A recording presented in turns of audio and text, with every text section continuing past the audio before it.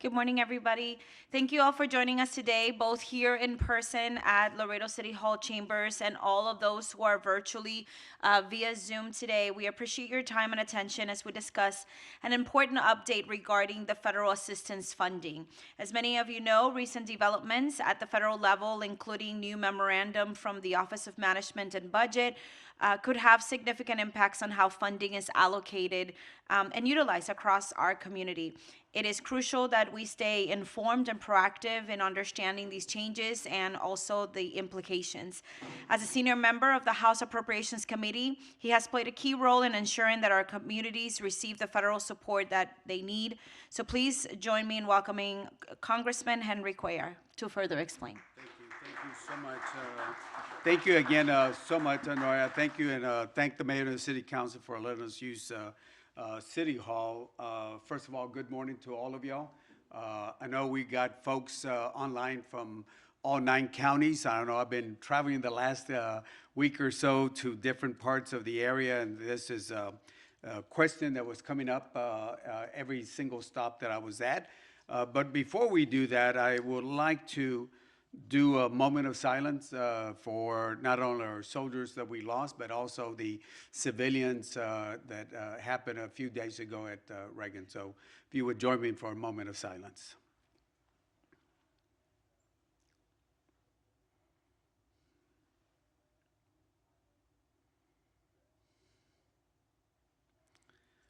Thank you. Actually, Wednesday when this happened, I was supposed to be flying off at 5:30 in the morning, but my plane got delayed 3 hours, so I couldn't make I got invited by the White House to go to the bill signing ceremony, the Laken-Riley bill. I was the only Democrat to sign on the House side, so I was going to go for the signing ceremony, but I never got to make it. And then I was going to be leaving a few hours before the incident back to Texas. Never happened. I'm very familiar with the helicopters and landing and all that, and we certainly are going to be looking at that very carefully to see what happened on it. But again, our prayers to all those families that lost their loved ones.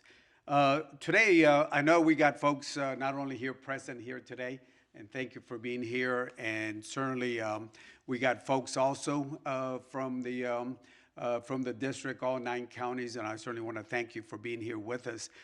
We also have my staff here, present here, and we'll be happy to answer any questions that we can. I know we got my chief also, who's been doing appropriations with me for years, 10 years or so. And then also, I think we also got Rosa DeLaura's staff also present. Sir and Ryan, all of y'all from the appropriation staff, thank you for joining. And before we get started, I certainly want to thank my leader, Rosa DeLaura, and the appropriation, our ranking member. She's been very, very, very good at providing us information, getting us much information. As you know, this is a work in progress. But I will go over a couple things to go with this. And I'll go over the timeline, as you know, then I'll go into some specifics, and then I'll try to answer as many questions. I know there were a couple of very specific questions one question from Richard Chamberlain, and we certainly want to go over that. I know there's questions also on the what I call the humanitarian relief program that I started back in 2014. And I know there's other questions also, but let me go over the timeline and then we'll take some specific questions. As you know, on January 20th, on the first day of the new administration, several executive orders were issued dealing with energy, foreign aid, immigration orders, and other ones. And then on January 27th, there was a memorandum that came out from the Office of Management Budget, the acting director, who said to all federal agencies, you will put a temporary pause on all activities related to obligations or disbursement. That is, any money that was going to go out, they were going to be put a pause on that. They did put some exceptions to Social Security, Medicare, and other direct payments on it. But this pause basically would have stopped, and I'll go over some of the programs because some people say it didn't affect me, and I said, oh yes, it did, including, well, I'll go over the list. There's so many of them, but I'll go over it. It would have affected over 2,600 individual programs, over 2,600 individual programs. Then on January 28th, there was another memorandum, a questions and answer, where the OMB tried to clarify the memorandum on it. And they basically said, no, it really just deals with this executive orders. And I think you're familiar. I got copies of the executive orders on it, and we'll cover some of them. And basically, well, let me just go over it just real quickly. They said it specifically covered the executive order protecting Americans from against invasion, that's immigration issues, realigning United States foreign aid, another one dealing with the International Environmental Agreement, Paris Agreement mainly, and then another one on leasing American energy, no electric vehicles, in other words, and then the other one ending the DEI program, diversity, inclusion, equity programs. Then the other one is defending women from gender ideology, transgender issues. And then the other one is enforcing the Hyde Amendment, which is, again, no federal dollars to be used for abortions on that. And that's been in the books for many years itself there. Then on January 28th, a judge blocks the freeze. And then during that time also, there were a lot of concerns from both senators, members of Congress, Democrats, and Republicans say, whoa, this is going to affect everybody. Because think about it. I know there's a lot of monies. I know, the county, for example, did a road project yesterday, federal dollars, clinics by the city, the county, federal dollars, name it. I think this gave everybody an idea how much of a impact the federal government has itself. So it really, when you talk about 2,600 different individual accounts, it literally touches every aspect of the dollars coming in. Then on January 29th, after people started saying, whoa, this is going to have an impact, and we were saying, you can't do this under the Constitution, and I'll go over that in a few minutes. A memorandum was issued, a two-sentence, where they said, well, we only rescinded the memorandum, but not the freeze. But the memorandum was the freeze. And then there was another clarification saying this is not a freeze on that. But nevertheless, they did hold that off. The House Appropriations Committee, just to give you over a couple programs that we thought that this would have impacted, it would have impacted WIC, programs that, that helps a lot of folks. It would have impacted SNAP programs also. It would have impacted low-income home energy assistance program. That's important for the city and the counties and the state. We send federal dollars, and that impacts folks in the winter and, of course, in the summertime. Title I grants would have affected Title I, and that would have impacted at least 25 million children across the country. Would have affected the Child Care Development Block Grant. It would have affected Head Start, Early Child Head Start grants programs, and I know the county deals with that and other areas itself. Head Start would have been just devastating. It would have affected the Emergency Food Assistance Program, and especially for the rural areas, low income. It would have affected the small business, Sandra, loans and disaster programs itself. It would have affected the disaster relief FEMA public assistance also. It would have affected the firefighters grant staffing, safer grants, and programs like that. It would have affected the community development block grants that I believe the county and the city get also. And again, I can go on, and certainly Rosa DeLauro did a great job. The committee staff did a great job at outlining, and there's a longer list than this. I'm just giving you some of the ones that we thought would be important to just give you an idea what would have been impacted. Now, I know the new administration said we can do this, but we disagree. The issue of impoundment, you'll hear a lot more about it in the future. But we start off with the U.S. Constitution, Article 1, that says that no money shall be drawn from the Treasury, but in consequence of the appropriations. In other words, the appropriations by the committees, by the Congress, are the only ones that can put that money itself also. The Constitution gives Congress the power of the purse, and nowhere does it give the president any unilateral power to either temporarily or permanently impound with that. And again, in 1974, there was another president that tried to do that, President Nixon, and there was a enactment of the Impoundment Control Act of 1974. And then additionally, Justice Antonio Scalia in the Supreme Court in the Train versus City of New York also said President Nixon doesn't have the constitutional right to impound itself there. So again, under the law, but means that you have to go to court, and that takes time. Under the law, it's very clear under the Constitution that belongs to us in the appropriations and to the Congress itself. But still, there will be challenges, as you know, as we move forward. Now, the bottom line is, I've told folks this is more, we're 2 weeks into the new term, and all of this is going to be another 3 years and 11 months to go, and hopefully we can work and work together with the different parties. But I do say there are some areas that they're going to go after very, very, very, very clearly, and I think the executive orders that I mentioned are very clear. They're going to go after that. Then Congress also will follow that.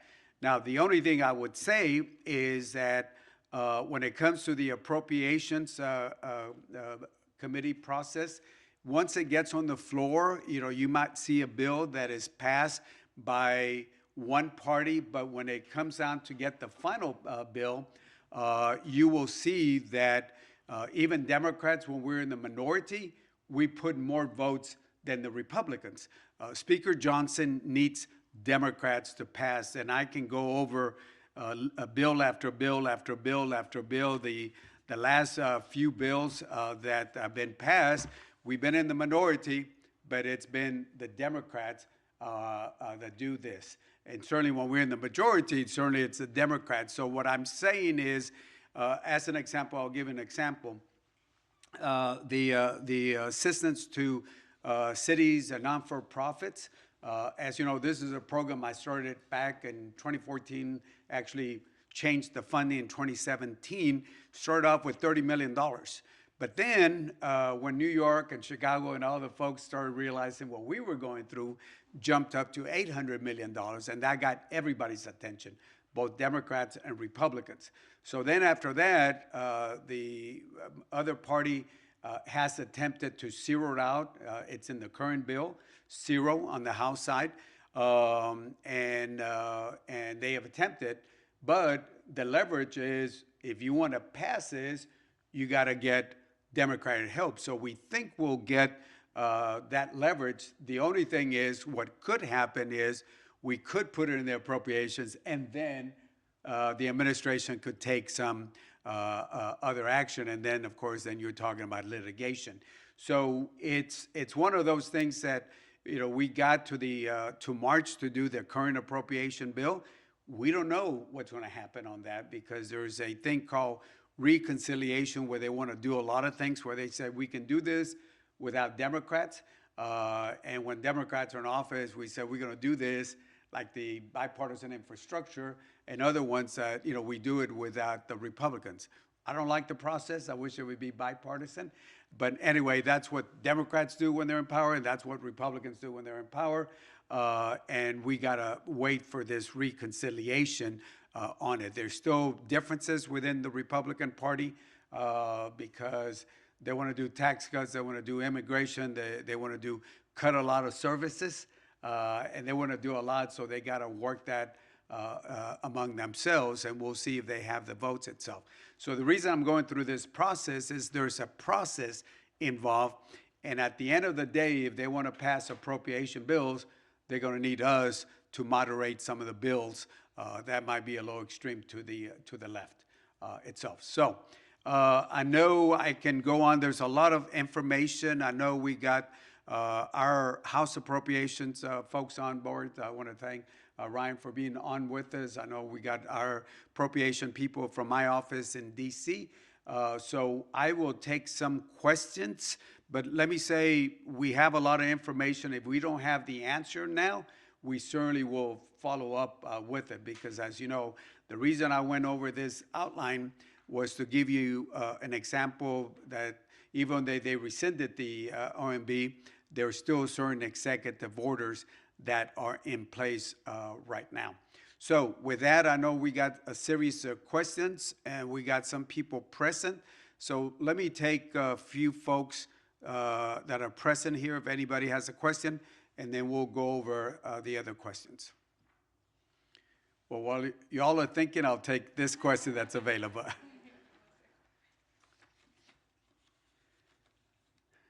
Oh, wow. Sonia Sanchez from the Border Report. How will funding restrictions affect centers that help migrants? Yes, Sandra, thank you. As you know, those are, and I think somebody was talking to me about Sister Norma also.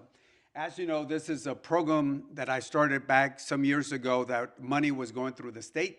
The state didn't want to use the federal dollars to help. So then I changed the formula. I think in 2017, along with the appropriations, we put $30 million to help. It was targeted for borders. It was targeted to border communities. Then San Antonio started getting folks. Then San Antonio and the state of Maine, because there were folks coming in from a country in Africa, going to San Antonio, then ending up in Maine. Then Maine said, hey, we need some of that money. And then eventually during COVID, it went from 30 million to 100 million. And then when New York and Chicago went in, it jumped up to $800 million. And when it jumped up to $800 million, it was not a border program anymore. It became a national program. And when it became a national program, it got the attention of other folks that were not in line with this. So to answer the question, Sandra, under the current appropriation bill, there is $0 on the House side for this program because Republicans feel that this is a continuation of a coyote system.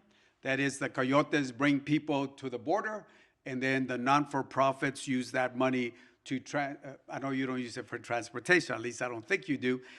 Then they use that for folks who end up in New York, Chicago, and other places. That's their thinking, that is a continuation of the coyote.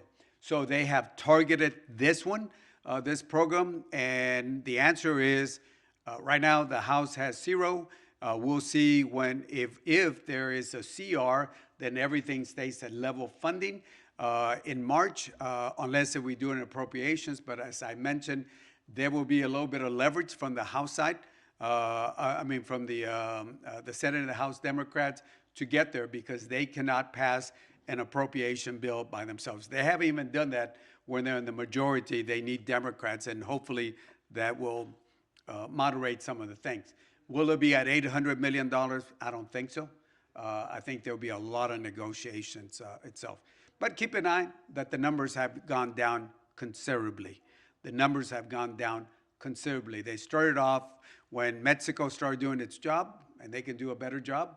And by the way, talking about doing a better job on drugs and immigrants, the president said that tomorrow, I think tomorrow, February 1st, that he will be imposing a 25% tariff on both Mexico and Canada, unless if they do something. Again, I hope it's more of a leveraging tool. I think the current Secretary of Commerce had made that commerce also, comment also, but that's a different issue, but it's tied into immigration on this. And then the other thing that happened was President Biden, too late, in my opinion, too late, 3.5 years too late. Something I've been asking for is you got to have repercussions at the border.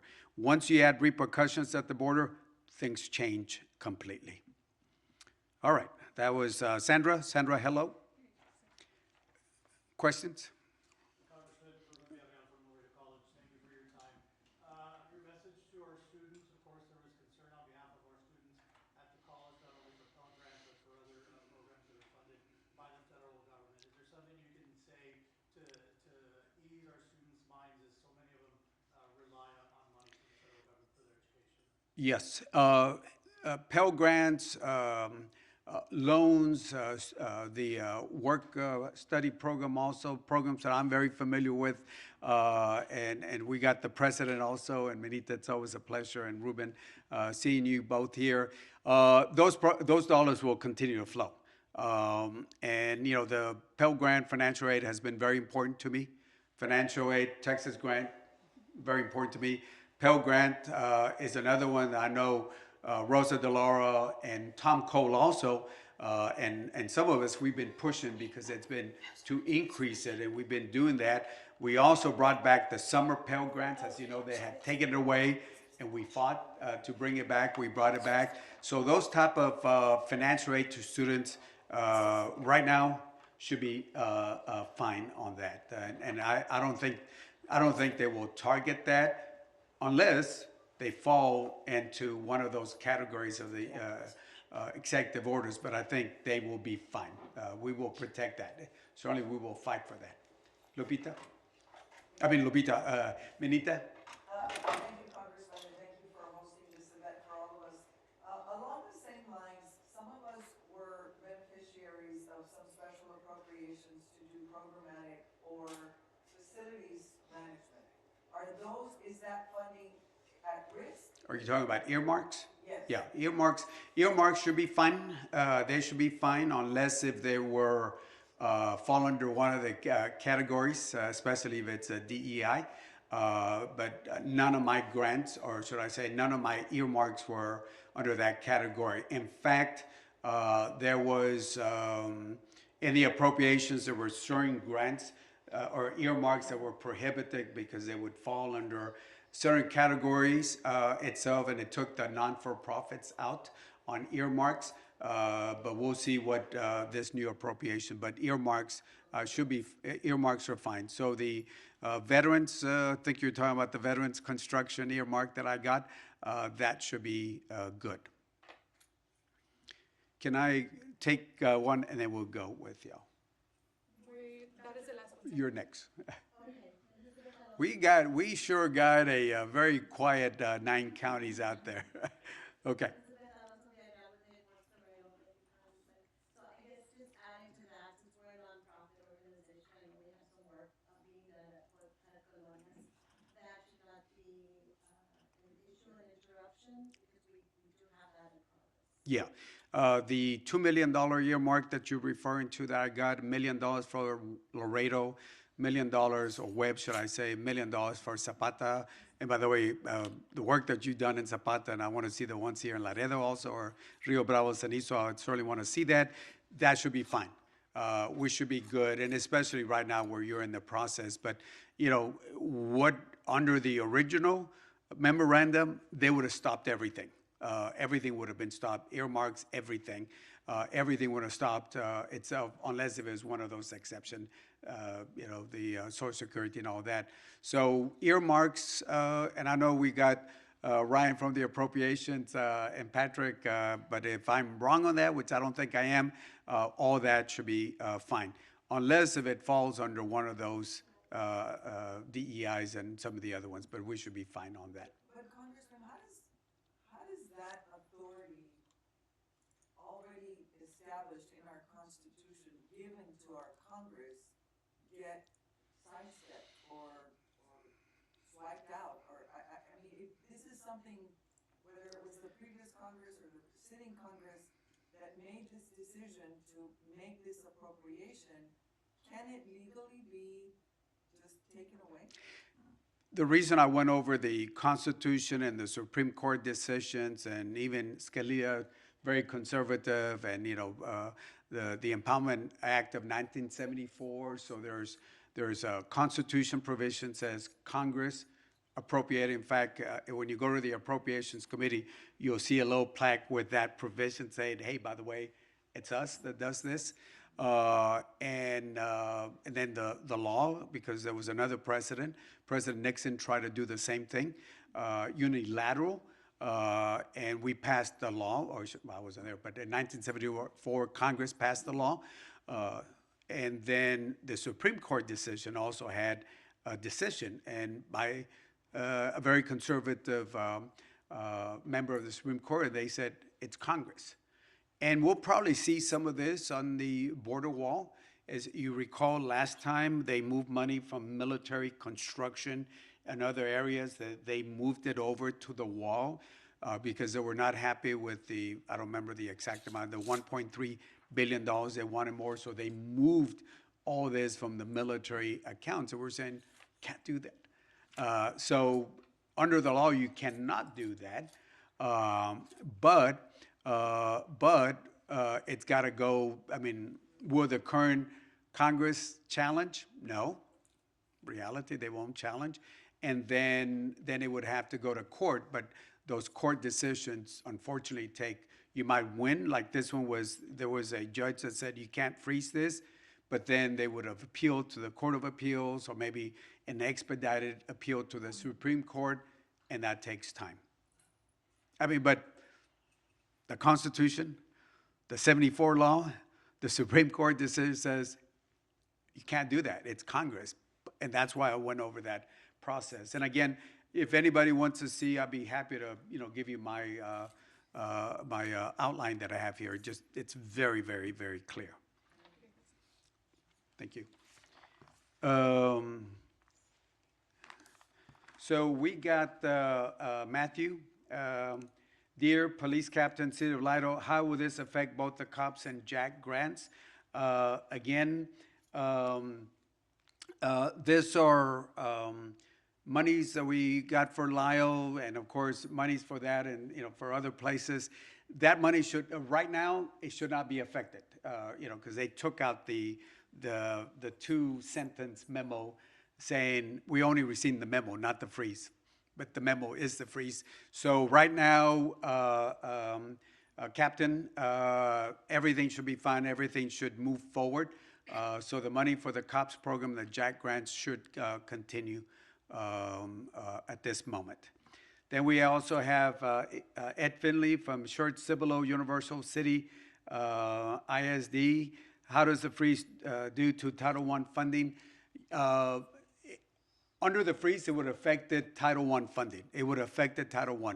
It would have affected the kids in your school district. It would have affected, I think, every part of my district. I think every single county is a Title I school. It would have affected over 25 million people or students across the nation. So right now, Title I funding, all the funding should continue. So Title I funding for our schools should continue. And I know the bigger school districts that I have in San Antonio, Schertz is also pretty big also, Laredo, other areas, all that money should continue. And again, as you can see, the questions, federal funding, sometimes cities and counties and state paint a different color, there's still state funding.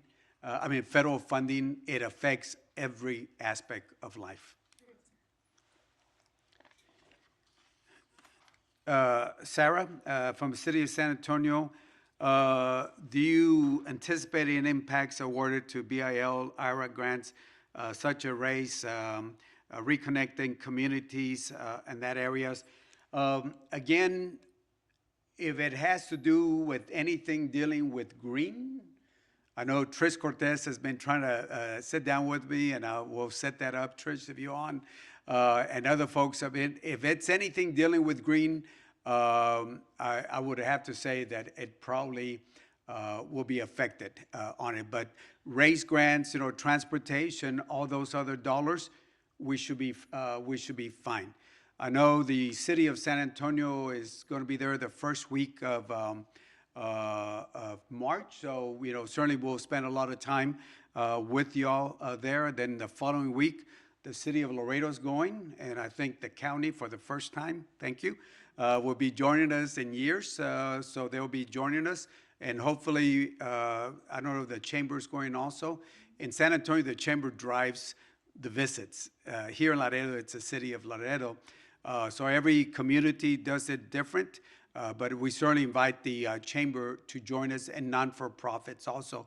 So that way we can set up meetings directly, not only with members in the appropriations, but especially the different agencies that administer all this funding on that. So, Sarah, we look forward to seeing you there with the city of San Antonio. Reconnecting communities, all that should be fun, should be good.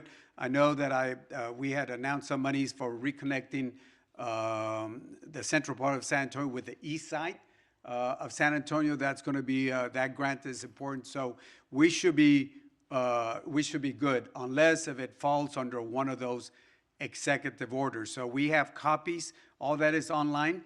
But if you have any questions, because I know the executive orders can be pretty broad, but then how they're implemented is where the questions come in. Like the question you talked about autism, Mr. Chamberlain, Dr. Chamberlain. So there'll be a lot of questions. So I encourage all of y'all to that can go up there at DC to spend time, and we'll set up meetings with the different agencies. Let me take one question here online, and then I'll take you. Libby Caso, President of Mercy Ministry, hello. How does this affect funding for domestic violence programs? Again, those funding dollars should continue on it. Again, the exceptions are if it falls under one of those executive orders. So I would ask you all to look at those executive orders. And I think, if it's foreign assistance, that has to do more with giving money. And by the way, foreign assistance, I've had people cut foreign assistance and you balance a budget. Foreign assistance, if you look at it, it's less than 1% of the federal budget. 3/4 of the budget are things that people don't want us to touch, but we had to address. Social Security, Medicare, veterans benefits, the entitlements. That's where 3/4 are at. Appropriations, $1.6, $1.7 trillion is everything else. All the monies that you're talking about, military, Homeland Security, all go under the 1/3 budget that we deal at the federal. A lot of money, $1.7 trillion, but 3/4 of that, the other 3/4 is on what we call automatic. So, Libby, hello. Domestic violence programs, we're fine. Unless if it's, I think the main one here is DEI, unless if you get some money from migrant services, which I don't think so, that's a different funding area. But again, we'll follow up.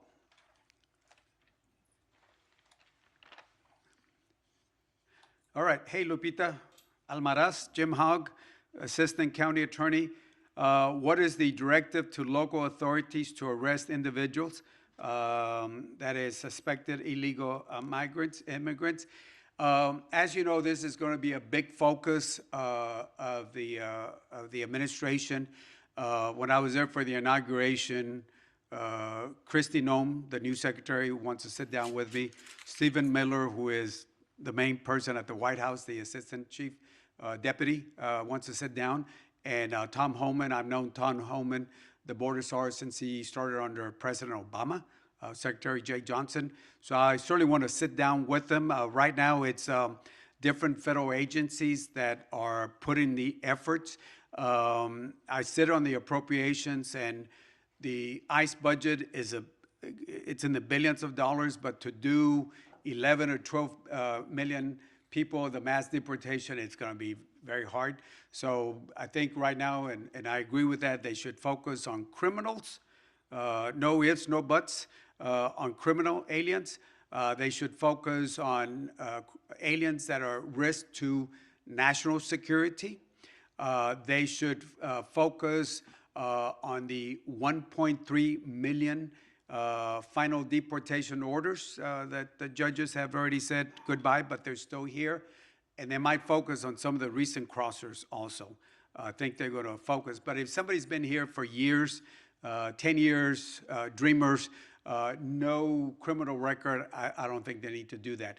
But to remove 11, 12 million individuals, it's like getting the state of Ohio and try to move everybody there.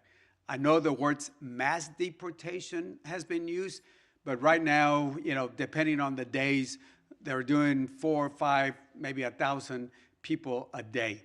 The detention centers that we have, I think we funded 41,500 beds. I think they're trying to get more. They're trying to put more money into that. They're looking at, interesting, if you ask me, I don't want to get into it, but I will. Using Gitmo, I've been to Gitmo many a times. I think nonviolent aliens should not be put there, but the baddest, what I call the baddest of the baddest people, criminal aliens, that the countries don't want to take them. Venezuela, Cuba, other countries, there are some countries that we cannot send back because the countries are saying, we don't want to send them back. And when they came in here, and this is important to note, Border Patrol will look at the information. A lot of countries will share criminal records if they're accurate, but they still share criminal records. There are some countries that do not share the criminal records. So when they got in, we don't know on some of those folks, and I think that's wrong. I know Gitmo will be a very controversial issue. We'll address that later, but I want to say this because I'm sure there'll be a vote on that later on. Like I said, I've been there many a times, but what I call nonviolent migrants should not be. But the baddest of the baddest, I think it's one option we need to consider itself there. So to local authorities, again, there are some programs right now that are voluntary for local authorities. I know I've talked to the sheriffs and police, and a lot of them don't think it's their job to enforce immigration law. That's up to Border Patrol, and it should be Border Patrol.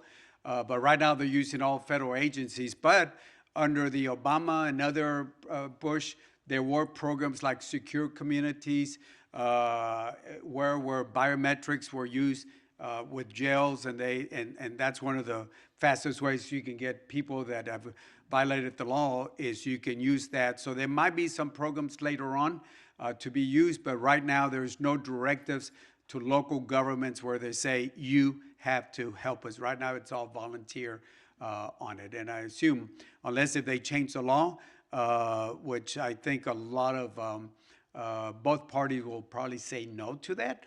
Right now it would be more the federal, and it should be more Border Patrol itself there. Okay, Bobby Trevino Zapata, County Independent School District. Do you have any more information on the memo to all federal employees on resignations and possible terminations? And I don't know if you've seen the memo. It got sent to me by different federal employees where they basically said, I think it's February 6th. They say you got up to February 6th to make a decision. Sign this, stay with us, and they have different things, including loyalty, performance, and then they use the word loyalty. We don't know what that exactly means. Or if you take this, then there's a lot of federal employees, including immigration judges that I know, that haven't come back to work since COVID. There's a lot of federal buildings right now in D.C. that you have 40% of a lot of employees that haven't shown up. Even the mayor of Washington, D.C. said, hey, come back to work. So there's issues that they're looking at, and they're saying if you come back, you need to show up at the office. And if you don't, you continue your telework to, I think, September 30th, which is a fiscal year. But if you decide to stay here, we don't guarantee you a job. That is questionable on it. There's a lot of civil protection on that. So there's a lot of people, I've gotten a lot of phone calls from folks on that, and they did say more of an exception to military, Homeland Security employees, but everybody else, pretty much everybody got this information or this memo saying, January 6th, you make a decision, you stay with us, you perform, you show up, you're loyal to us, and if not, you can stay, but we don't guarantee what could happen after February 6th. So I know next week, I think Steny Hoyer is putting a meeting together. We're going to be talking a little bit more about this issue.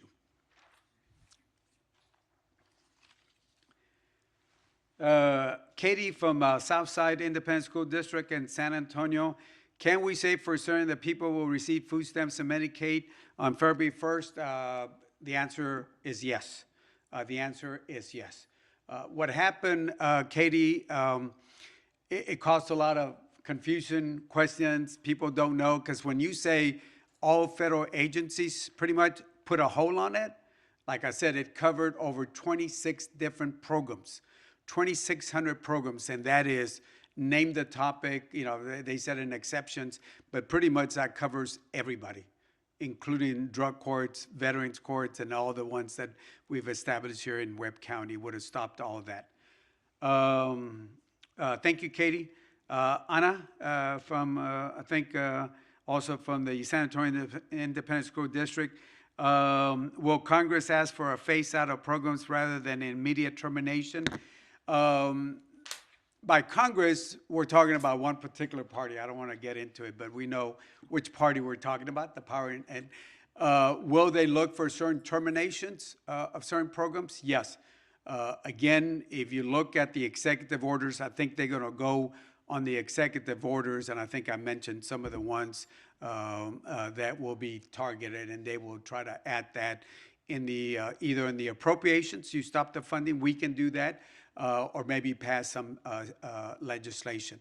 This reconciliation is going to, I'm sure there's going to be a lot of good things in it that I probably can support, but there will probably be a lot of things that would be very hard for me to support. Yes, yes, ma'am. Doctor? To follow up that question, so we've heard a lot of conversations or a lot of talk that the administration is going to do away with the Department of Education. Where does Congress stand on that, and is that a possibility? And if so, will preparations be made, because we do everything, all K-16 does everything through the Department of Education.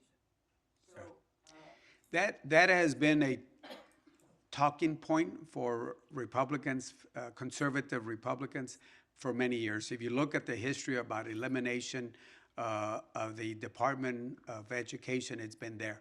Even under the first administration, they talked about it, but it was there. They, and in fact, I think they did nominate a Secretary of Education on it. I think they nominated an assistant, and then some of the far right say, hey, I thought you were going to eliminate, why are you putting people in there?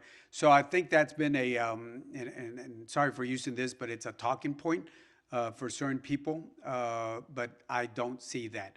Now, would they try to restructure? I think everything they're going to try to restructure. The president can do certain things, but a lot of it will have to come to us. And can they pass legislation changing laws? They can do that if it fits on the reconciliation, because then we can't really stop that. If they go through the appropriations, then Democrats will have a big say-so. Judge Juan Carlos, Jim Hogg, Judge, will this affect funding for Community Action Corporation of South Texas that operates Head Start programs and early Head Start program? This, Judge, this was going to be one of the ones that was going to be a Head Start, was one of the 2,600 programs that was going to be affected. They did put that two-sentence, taking it back. So the answer right now is no. So I would say, think safely, I can say for right now, all the programs should be fine unless if it falls under one of those executive orders itself. And there will be attempts by Congress to either stop the funding change the law to eliminate certain programs. But I think a lot of these programs, and it was very interesting, if you look at some of the programs, a lot of the federal aid, they go more to the red states. The red states get a lot of funding on it, so I think it might be kind of hard to get rid of a lot of the basic services that it doesn't matter if you're a red state or blue state, we're Americans. So Head Start will be one that I don't think they're going to target itself on that.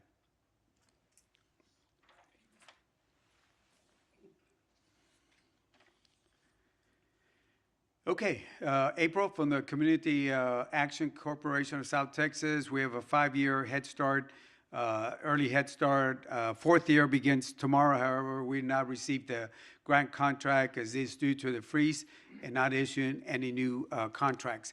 Again, we will look specifically on that, so make sure you reach out to our office where our Appropriations Committee and our staff can help you on that.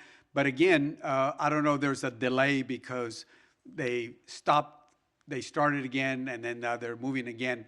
But we will follow up on that, but it should not be it should not be stopped on it, so they should be moving on that contract on that, but we will follow up on that. Maria Valle, Humos, Stark County, Hidalgo, what is the impact to migrant and seasonal Head Start programs?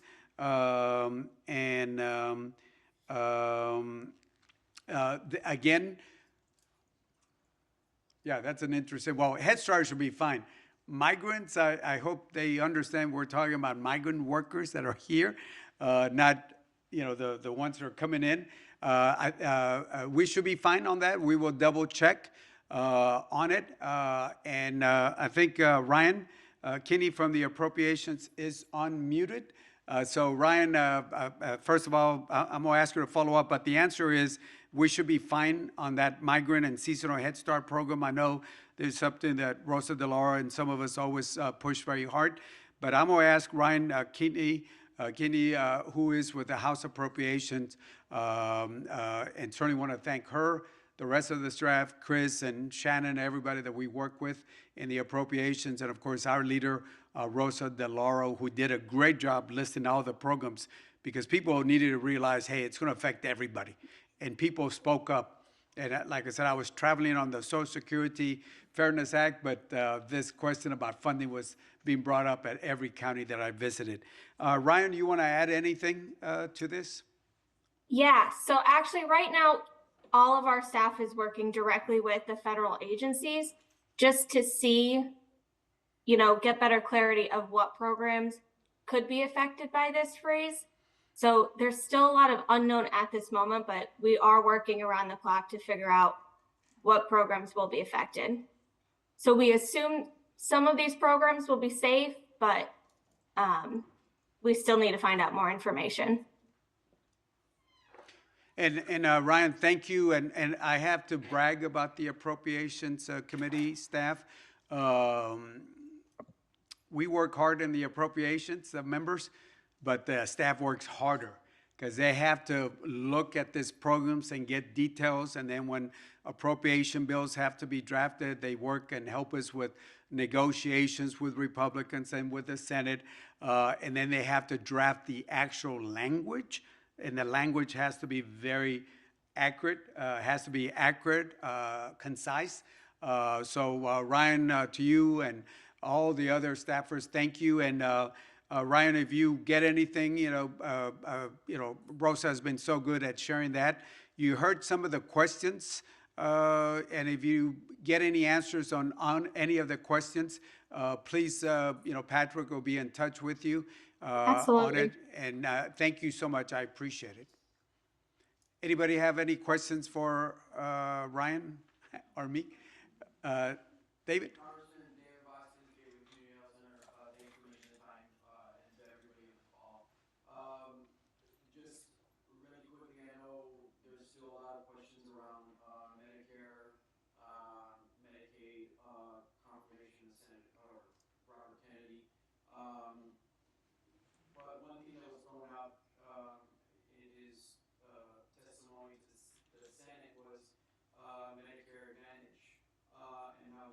strongly in that. Can you just, one, talk about the privatization of Medicare, and then just language that's being floated, or just what you're hearing in terms of healthcare, what direction Congress is looking at going? Yeah. And of course, we're waiting to see what happens with that confirmation. There's questions about vaccines and other things, autism and all that. We'll wait to see what the Senate does on that, number one. Number two, when you talk about the Medicare Advantage, as you know, you got the regular one, and then you got the Advantage. There are some questions definitely on that. It was supposed to be, when it was set up, it was supposed to be let the private sector come in and we'll do it at a more efficient and cheaper amount, but it has not turned out to be that. It actually does cost, and Ryan, I don't know if you have any numbers or Patrick on that, but it does cost a lot of monies. There was also questions about, you got the VA, and then the Advantage was coming in to help the veterans when they were already with the VA. So there will be a lot of questions. We don't know what direction the majority is going to be taking on that. But it's going to be one that we're going to be looking at. Ryan, I don't know if we have anything on that dealing with appropriations. I think this is going to be more statutory changes. I don't have anything right now, but I can get you that information and make sure that it gets back to you. And David is with Elma Lopez and Company. They do the clinics, the health clinics, and we not only got earmarks to establish different clinics, but funding for community health clinics. I know Rosa DeLauro is a big supporter, myself, and it's actually very bipartisan.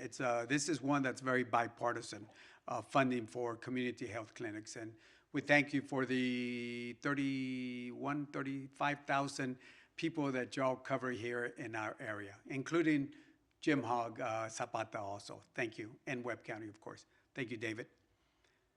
Another question? James? Yes. Good morning, Congressman. Thank you for this briefing. Yeah, if you can tell them so folks can know where you're from. James Flores, I'm the Director of Economic Development for Webb County. You recently announced the earmark for $20 million for the colonias. Thank you very much for that. But one of the caveats for that was to be working with the Army Corps of Engineers. With all the recent developments, do you see any changes or delays coming from working with the Corps of Engineers? Well, actually, that money is going to go directly to the city of Laredo for water lines. Now, there is some other assistance for Lake Casablanca that we're going to be working on, but that money was directed directly the city of Laredo in Webb County. And actually, in about 6 minutes, we'll cover that announcement. And I want to say this. I do want to thank Ryan, the appropriations. I did talk to Hakeem about this. I did talk to Rosa. And the last disaster amount that we had, that was for the hurricanes, but they allowed me to add money to the Army Corps, specifically for the city of Laredo in Webb County for water lines, and we'll be doing this announcement in about 6 minutes on that. So Ryan, I want to thank Rosa. Rosa was good and for doing this, because this had nothing to do with the fire. I mean, the fires. That's another one. That's going to be a multi-billion one. But with the hurricanes, they allowed us to get this money for the city of Laredo. Yes. Mike Smith with United Methodist Church and Holding Institute. In light of what you said, I think I agree people don't realize the impact of the federal government, right? 2,600 programs is a lot. What would you do to encourage the communities that are listening right now? How should we be proactive? What can we do at this point? Yeah, and it's very, very important. Certainly, start off with talking to your members of Congress and senators, and that applies to everybody, to make sure that y'all talk to your member I'm, you know where I'm at, I'm good. But make sure you talk to your members.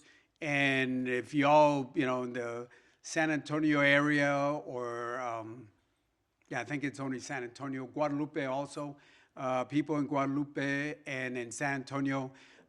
In Guadalupe, there's another congresswoman, and then, of course, in Bexar County, I'm one of other members there. You got Castro, Casar, Tony Gonzalez.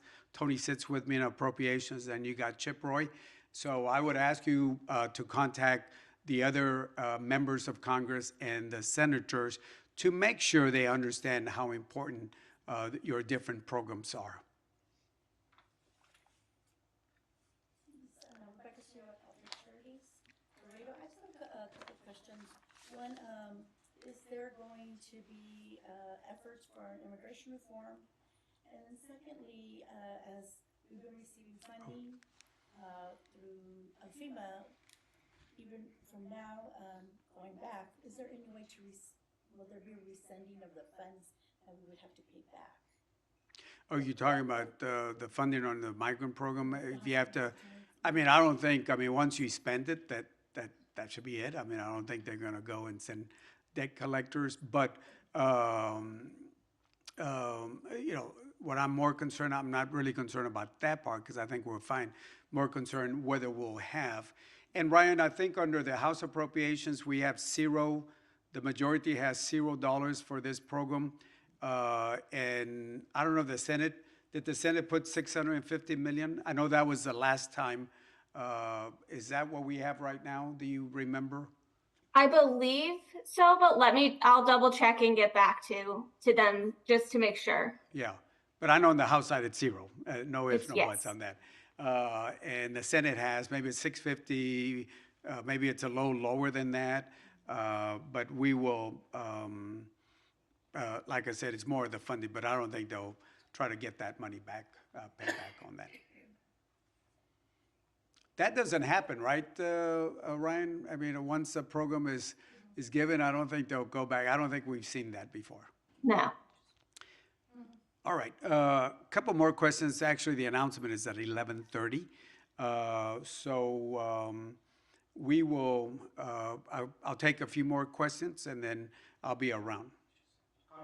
Yes, how are you? Good morning, thank you for having Victor, us. thank you. Victor Vasquez III, I'm the Special Sports Director for County Court of Law to Woodville County.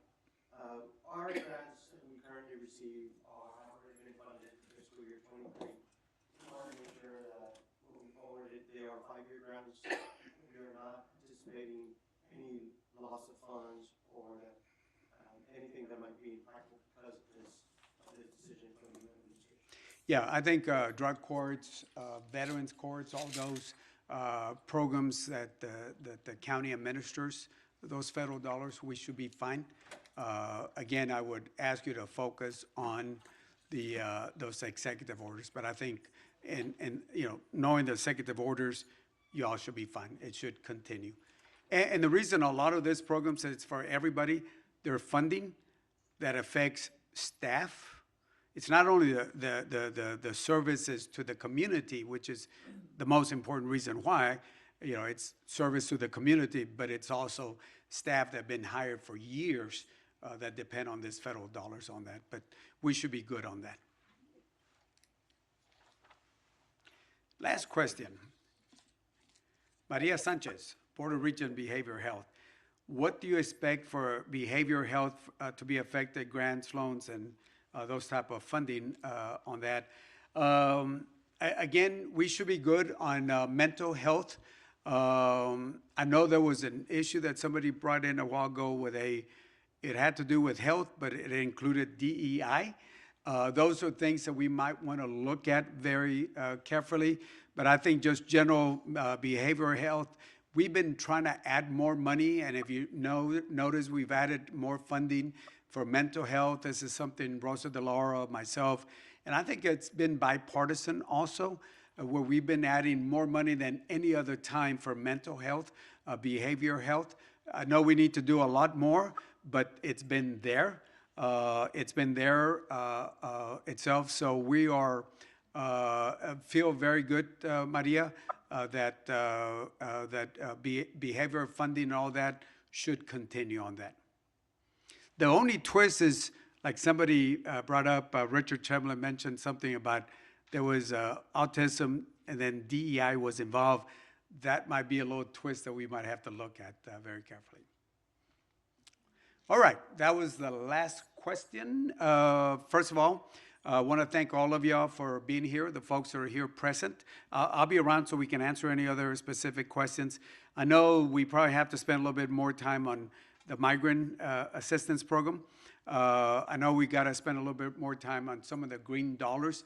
I think Laredo was getting some of those. I know Trish Cortez and Melissa Figueroa have been wanted to talk to me on it. I know there's a lot of questions on the, you got up to February 6th to make a decision whether you stay working with the federal government. There's a lot of issues that we are going to be going over. But again, I want to thank everybody that's here present, and then to all the folks that are present online from my 9 counties I represent, thank you so much for being here. We can provide more information. I can provide you some of the information I have. It's a lot more detailed than what I spoke about. Talk to Melissa, talk to our staff. We'll be happy to provide you all that, plus more. And then Ryan, I want to thank you so much on behalf of the Appropriations Committee, you and all the staff. Thank you for what y'all do. And if there's any updates, because right now every subcommittee is looking at, okay, let's talk to the administration. How are you going to do this? How are that? I'm sure there'll be things that might come up. So we'll be happy to share with y'all. So please, if you are online, tell us that you want follow-ups on this. If you're in person, make sure you follow up with us. But I'm sure there's going to be a lot more questions as we go. It's only week 2. So it's a marathon, folks. It's a marathon. It's only week 2. So I'm sorry? Thanks so much for having me. Yeah, thank you, Ryan. Thank you so much. With that, I'll be around for a few minutes, and now I know we're going to be talking about the $20 million on that. All right. Thank you so much. Thank you.